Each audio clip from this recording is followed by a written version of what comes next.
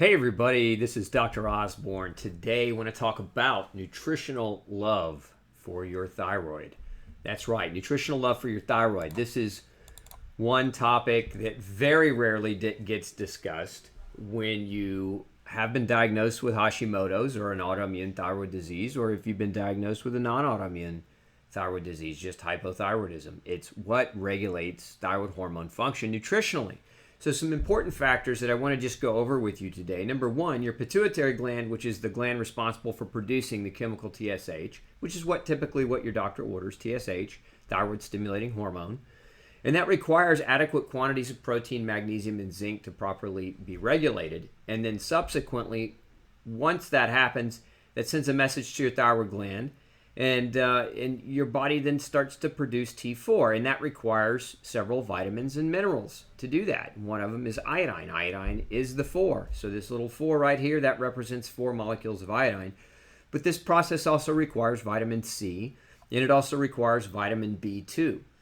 Now, next to that, we've got to convert that T4. That T4 has got to be converted to T3 because T3 is what doctors oftentimes refer to as active thyroid hormone. This is the part of thyroid hormone that actually speeds up your metabolism for weight loss, for energy, and for feeling good, right? So this process to convert T4 to T3, as you see here, T4 to T3 conversion requires selenium, and it's also dependent on healthy liver and adrenal gland function. So if you drink alcohol, for example, and you're damaging your liver every night, some doctors will tell you a glass of wine, 2 glasses of wine a night is perfectly fine because there's antioxidants in wine. I would tell you the opposite. Alcohol slows down your liver, and if you struggle with a thyroid problem, it's not a good idea to consume that alcohol if you want to convert T4 to T3. This is why one of the reasons why many people struggle with weight loss is they don't do this conversion very well because they're constantly drinking on a regular basis. Even though they're not alcoholics, they're not over drinking, they're just drinking enough to damage the liver consistently to prevent this conversion from happening.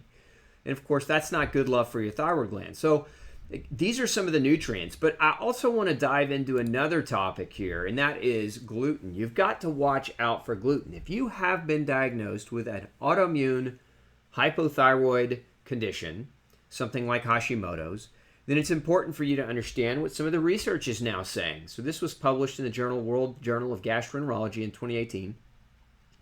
It says activation of innate immunity can be the trigger for non-celiac gluten sensitivity inflammatory response. The most commonly autoimmune disorders associated to non-celiac gluten sensitivity are Hashimoto's thyroiditis. Again, if you've got this diagnosis, understand that gluten can trigger it. Okay, but then we have these other diseases, dermatitis herpetiformis, which is a skin disease. Psoriasis is also a skin disease. And then rheumatologic diseases, so things like rheumatoid arthritis, lupus, scleroderma, dermatomyositis, ankylosing spondylitis, psoriatic arthritis, etc. So you got to watch out for gluten. Bottom line here is you've got to watch out for gluten if you have a thyroid problem. At the very least, ask your doctor to genetically test you for gluten sensitivity. That's the way we accurately test to see whether or not a person needs to avoid gluten. Here's another research study. The effect of gluten-free diet on thyroid, autoimmunity, and drug-naive women with Hashimoto's thyroiditis. So this study published, and here's what they found. The gluten-free diet reduced thyroid antibody titers as well as slightly increased 25-hydroxyvitamin D. So what happened in this study is that the antibodies that were destroying the thyroid gland were reduced when the women went gluten-free, but so too their vitamin D levels improved. And one of the reasons why is gluten, when you're gluten sensitive, causes your body to burn through your vitamin D. Remember, one of vitamin D's functions is it regulates autoimmune disease. So very, very important. 2 factors here to consider is that, one, if you've ever supplemented with vitamin D and the levels just wouldn't come up, it may be because you're gluten sensitive and you're eating gluten and it's overutilizing the vitamin D stores in your body.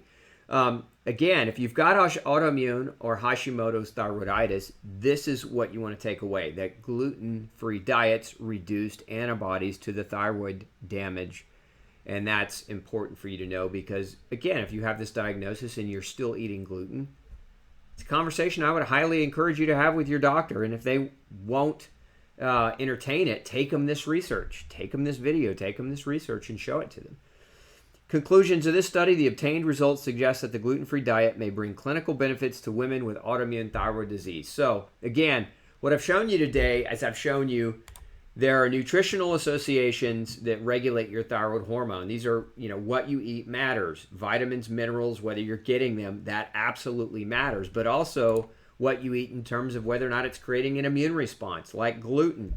That matters too. That's why this is nutritional love. This is nutrition, folks. Nutrition is vitamins, it's minerals, it's the food that you eat. And it's super critical to regulate the biochemistry of your body, including autoimmune thyroid disease. So keep that in mind, especially if you've been diagnosed.